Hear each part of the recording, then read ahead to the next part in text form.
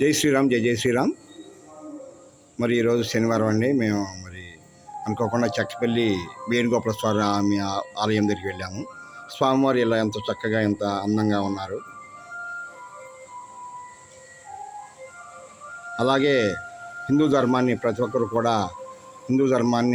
కూడా పాటించి మన ధర్మాన్ని మనం నిర్వర్తించుకునే బాధ్యత ఈ దేశంలో ఉన్నటువంటి ప్రతి ఒక్క హిందువు కూడా ఉంటుంది. దీన్ని పరాయి వాళ్ళని ఎవరినో రామనం అండి.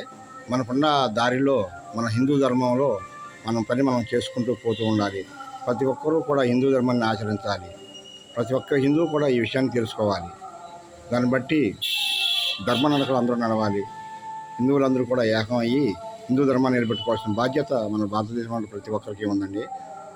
అందరూ కూడా బాగుండాలి, పంటలు బాగా పండాలి, రైతులందరూ సంతోషంగా ఉండాలి, అందరూ బాగుండాలని చెప్పి మనం కోరుకుందాం. జై శ్రీరామ్, జై జై శ్రీరామ్. జై శ్రీ వేణుగోపాల స్వామి వారికి జై. ఏడుకొండలవాడ వెంకటరమణ గోవింద గోవింద. ఆపద్బాంధవ అనాథరక్షక గోవింద గోవింద. జై బోలో దుర్గా భవానీ అమ్మవారికి జై.